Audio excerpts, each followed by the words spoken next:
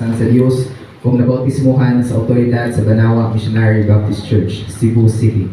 Inubanan sa iyahang misyonaryo nga si Brother Albert E. Paglinawan, sila si Pedro Mingaw, Tarsila Mingaw, Michelle Mingaw, Mixmi Mingaw, Godofredo Magbiray, Perla Magbiray, Analisa Magbiray, Antonia Ison, Joanne Ison, Monita Kasura, Chona Kasora, Luz Ison, Disimi Moises, Violeta Edigan, Jonafay Edigan, Warly Joy Edigan, Jose de los Santos, Victoria de los Santos, Girly de los Santos, Jonah de los Santos, Julito de los Santos, Jomar de los Santos, Nilibet Dinyabo, Mary Jane de la Torre, Eileen Maturan, o Glisalin Armonio.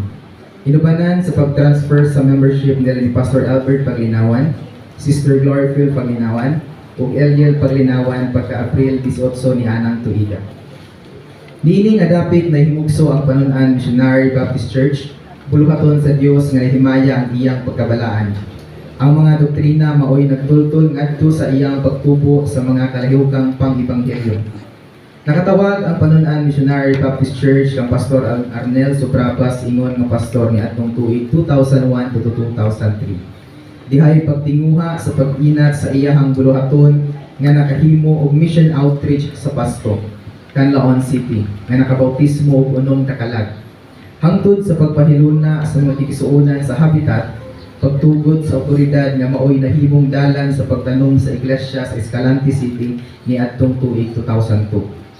Ug ni adtong tuig 2006-2009, gipadala si Deacon Pete Mingaw ingon nga misyonaryo sa La Castellana, Negros Occidental, kundiin adunay unong kakalag ang nabautismuhan ug organize ingon nga iglesia.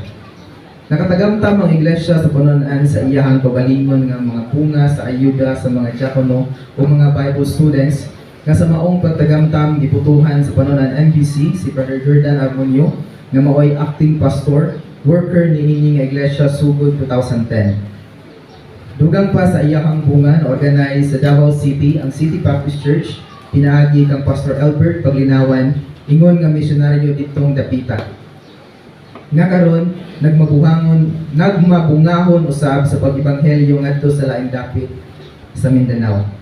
Tuig 2015, giordinahan si Pastor Jordan Armonio ingon nga resident pastor sa Panunan Missionary Baptist Church nga diin nakapadayon ang maong iglesia sa iyang pagpangalagad sa buhi nga Dios.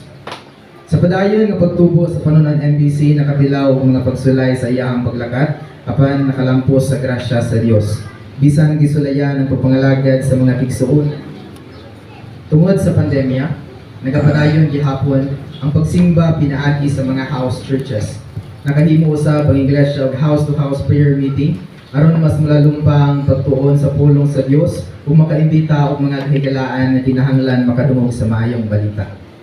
Sa susamang tuig ang iglesia sa Panunan MBC nagbuhat din usa ka pasilidad nga mao ang computer center ug nakapundar kini og mga computer units nga nakatabang og dako ilabi na sa mga bulaton sa mga estudyante. April 17, 2022 dunay pulo ka kalag nga nabautismuhan dungan sa pagselebrar sa ika-23 ka tuig sa iglesia. Ug sa susamang tuig August 7, 2022 naay nahidugang nga unom ka kalag ug nabautismuhan kini sa iglesia. Ang residence pastor sa Panunan MBC nga si Pastor Albert Paglinawan nitunol sa iyahang revocable resignation para maatiman ang buluhaton sa Iniban Missionary Baptist Church nga sa diin na organize kini og nahimong lokal nga iglesia kaniadtong Hulyo 22, 2022. Nawad-an man og pastor ang iglesia sa Panunan apan nagapadayon gihapon ang buluhaton sa Dios. Nagmugna ang iglesia og Preachers Council nga maoy gadala sa buluhaton sa Ginoo. Ug sa wala nagdugay, usa sa mga preacher ang mitinguha nga mahimong pastor sa iglesia sa Panunan ug niadtong April 2, 2023 pinaagi sa pagpinili ay nakapili og pastor ang iglesia sa Panunan MBC ug mao kini si Pastor Noli Javier.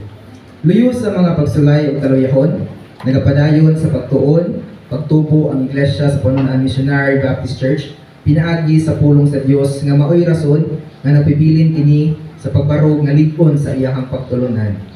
January 28, 2024 na usa ka kalag nga nabautismuhan sa iglesia. March 9, 2024 Nagsugod ang Children's Ministry sa Barangay Hibaiyo, Gihulngan City, nga naay 32 ka mga bata.